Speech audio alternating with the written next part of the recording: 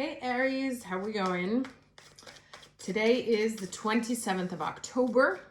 This reading is going to be for the rest of October, so through the 31st. And then in a couple of days, I'll post the first half of November. So if I can't get to the weeklies, at least you have that. There is a lot of movement coming up. As we know, the eclipses happen on the 14th, and we're in the eclipse season. Today, Venus squares Neptune, so that can be deception or fog around money, love, finances, creativity. So like don't commit to anything today or double check. Make sure you poke everything to make sure it's real. Tomorrow, Venus sextile Jupiter, very nice. On Saturday, the Sun squares Saturn, not very nice, and Mars moves into Scorpio. And the Sun is in Scorpio now, and Sun is, I don't know about you guys, but like, I actually get along really well with Scorpios.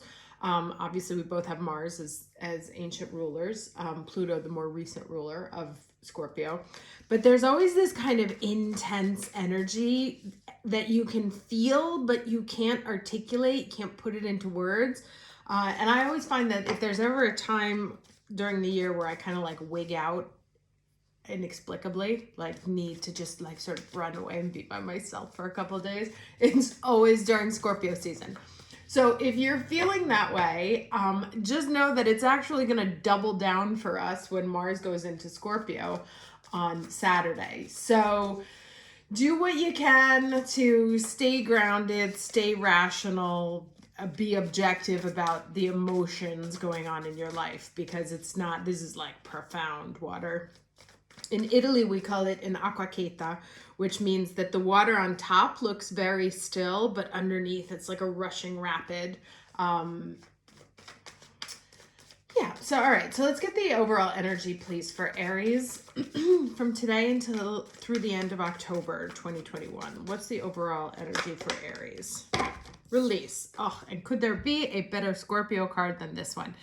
Now, the thing about this card is that she's obviously in a graveyard. The sun is breaking through over here in the clouds, but the person can't see it because obviously they're not focused there. And there is kind of a choice to stay where they are. And so this is like, if I had to pick a picture, this is what Scorpio season feels like.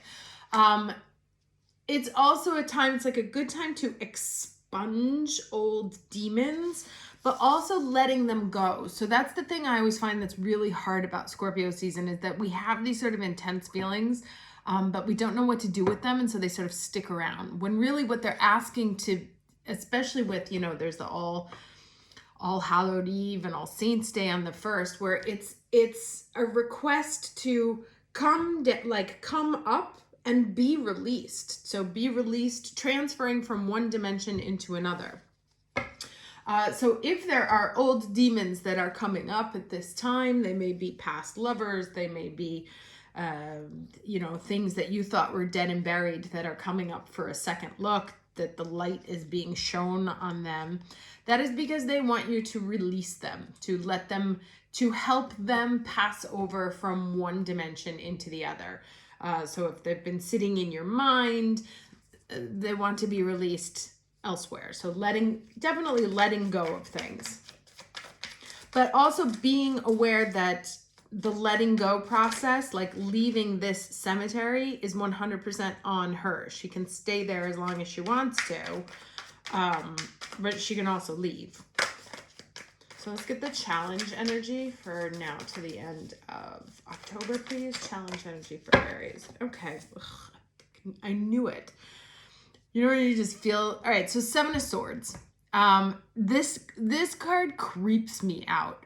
I was looking at it one day in New York. I'd had like a couple of drinks, and it's like really vile energy that kind of sticks to you in a bad way. So this can be, this Venus square Neptune energy of somebody being very deceptive, playing the snake, putting on a pretty face, a pretty face in quotes, but really masking really dark energy. Now, this is that Seven of Swords energy, which in the normal tarot or in the traditional tarot is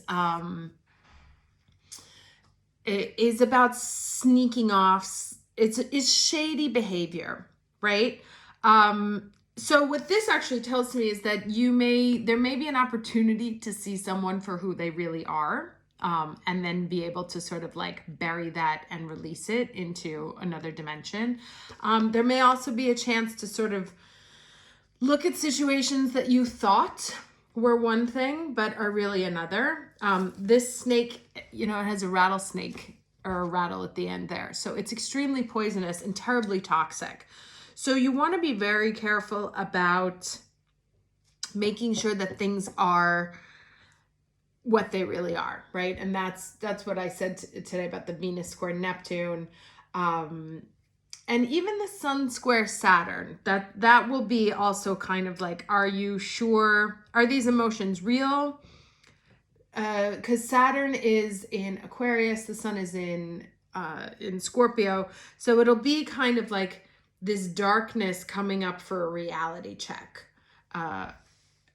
Or finally getting a reality check on something that perhaps you thought was one thing and is another.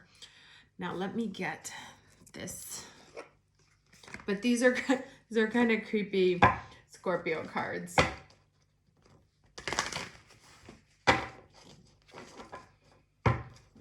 And we have that new moon in Scorpio on the 4th. I'll take a look at that. Oh, and then Mercury moves into Scorpio on the 5th. So yeah, like the 6th to the November is going to be interesting. Expect the feels. Let's get the lesson, please, for Aries from now to the end of December. October. Now to the end of October. And you see how they're both gray?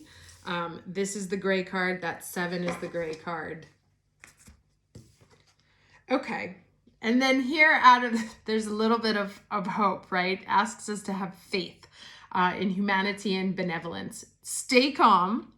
Trust the good in yourself and others. See the light in the world. So this situation here may also be a projection that we have, particularly when we have the Sun, Mercury, and Mars all in Scorpio. So it could be that at a certain point we're actually seeing things darker and grayer than they are for real. And before we just assume that everyone is crap and everyone is lying to us, to hold faith that there is good in the world, that people are benevolent, and trying to find the light. Remember, that was kind of this place, like that there is light back here, but she has to turn around and see it. So actively trying to find the light, because things are going to go gray around us real fast. Now sorry, I have all my cards here. Okay. Let's do beginning and ending energy.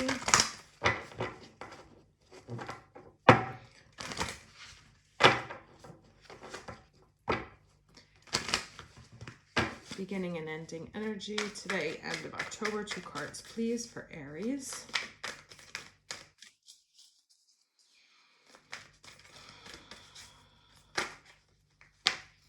Okay, compass. So, where to go, finding where to go, understanding what direction to head in. And oh, how interesting. Okay, so you see on this compass here, it's moving from Libra into Scorpio. That's very interesting. And then let's get one more card, please, here for Aries, the end of the month. Ending energy, end of the month. October 2021. Okay, I'm making a choice. Interesting that they're both round numbers. Interesting, 7, 5, and 3, right? So this is beginning, ending energy. I want to read this one. She said before she was sure she had the book. There it is. Let me read this one because the compass one doesn't come out very frequently. Whereas this one I know very well and is obvious what it says. All right, so the compass is, as long as you orient your compass to true north, the direction of your higher power, you will never be lost. And this says you are entering uncharted territories right now. And man, is that the truth. I find myself waking up every day like I don't know what to do next. And it creates a tremendous amount of anxiety for me. And one of the ways that I've been trying to get around it is to just like, instead of focusing on all the things that I have to do that I don't know how to do, to just focus on what I know needs to get done that's like within the realm of my comfort zone. And that's interesting because this talks about, you know, moving into a gray area, and a gray area is obviously can be uncharted. It's the unknown, and it can be scary and feel like everyone is out to trick us and that the world is a rather deceptive space. But so this says you're entering uncharted territory. You're entering uncharted territories right now and can expect wonderful new experiences, which is interesting given these two cards. To stay on the highest path of your destiny, you'll need to keep your compass pointed to true north. Only spirit or a higher power can serve this function. Money, property, prestige, romance, and other material achievements can't help you find your true path. They're simply things you may experience along the journey. Know that spirit is working in your life, so even if you feel lost temporarily, it will be easy to find your way. Have faith and trust, for your compass, with spirit as your true north, will ensure that you'll never be lost, even on a starless night when all seems dark. So that's very interesting because this is kind of like, and these two have the same sort of colors here, you know, this is the antidote to this situation. And what I find interesting also about what it says here is that it's not in like earthly things. It's not in the money. It's not in the romances. Like whatever we're looking to as a way to solve this feeling or comfort this sense of discomfort that we feel in being in new territory, that it's not going to come from here. It's going to come from staying stuck to our path, what we're trying to do, and have faith that in this moment of sort of darkness that actually, you know, we're still putting, even though everything looks dark, still putting one foot in front of the other, driving at night so you can't see where you're going, but you can see what's just right in front of you, that will ultimately get us to where we're supposed to be. Now, it looks like at a certain point, we're actually asked to make a choice. Now, the one thing that this card tells us in its story is that there is no such thing as a wrong choice.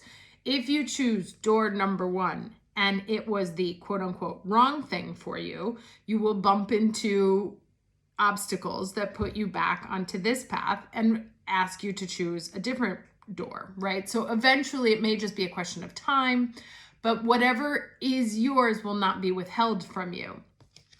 And as you can see, they're both pretty nice solutions. So if you find yourself that you have like a choice coming up, again, this sort of reassured, you may kind of like be worrying about it, worrying about what to do, and that there may be weird obstacles on the path, or people may try and screw you out of this, or there's not going to be enough money, or people are going to be shady and it's all going to be dark and miserable and whatever. And really actually what's going on here, what's in those through windows, it is much nicer. So it's almost like you can't go wrong, even though it looks like what's going on outside is pretty grim.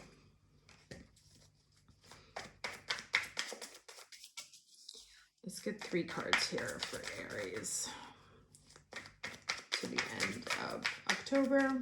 Aries through the end of October 2021. 3 cards, please. Ooh, okay. Yeah, you see, like, there's such nice cards coming out here, despite all this kind of crap here. Let me get one more. One more, please, for the end of October.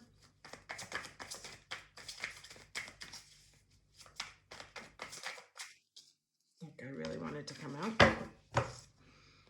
Okay, interesting. So this came up last week, this Six of Swords. And we have here the Magician and the Ten of Pentacles. I was about to say Ten of Cups, but Ten of Pentacles.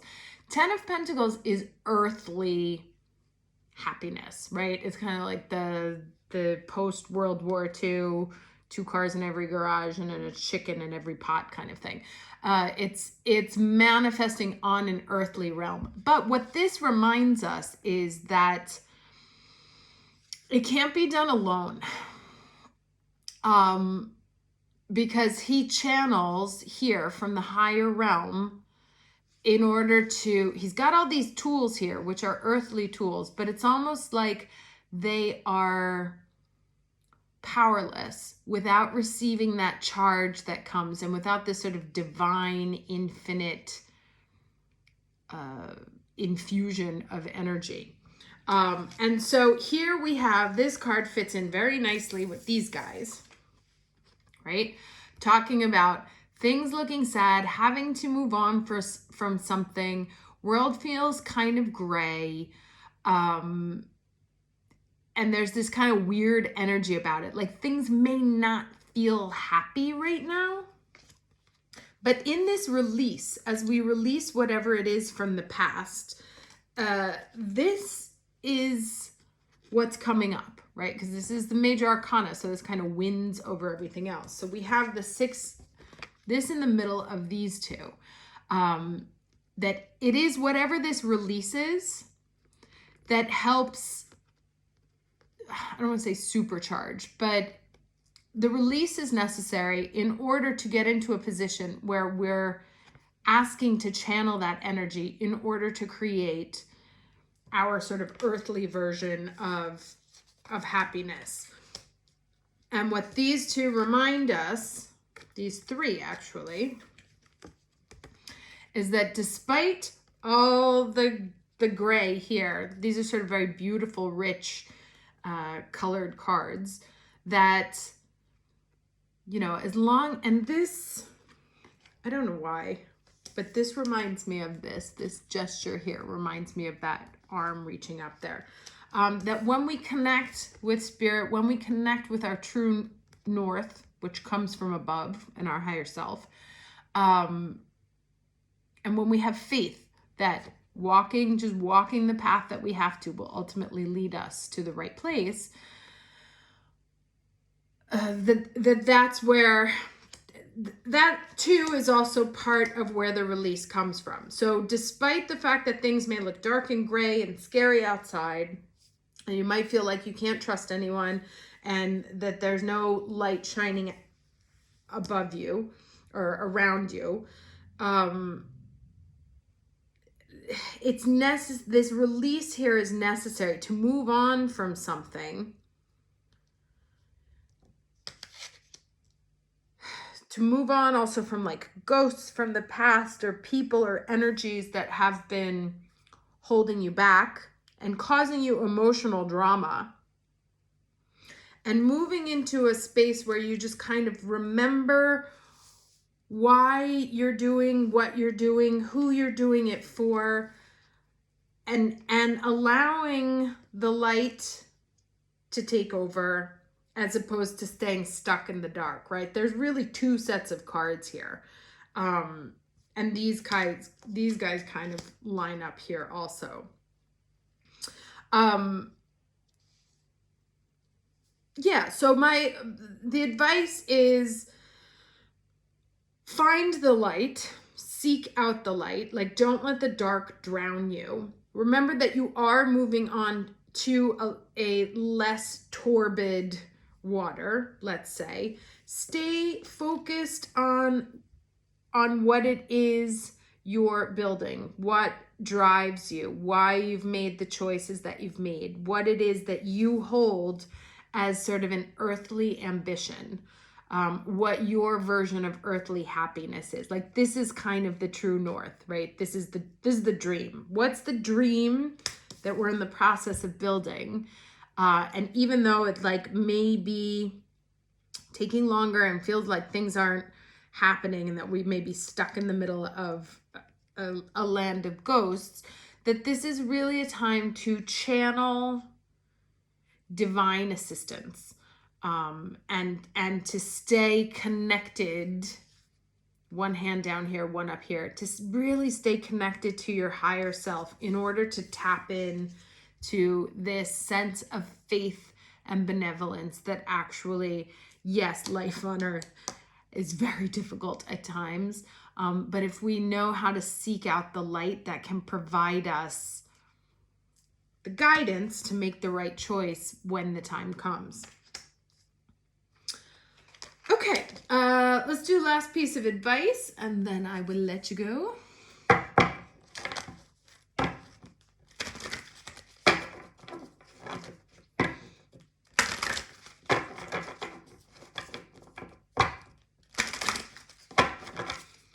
Okay, can I get, advice for Aries between now and the end of October. Okay. Yeah, not surprised. All right, so amethyst, highest energy, ascended master Saint-Germain, my favorite neighborhood in Paris, and spiritual connection. Now let's read this.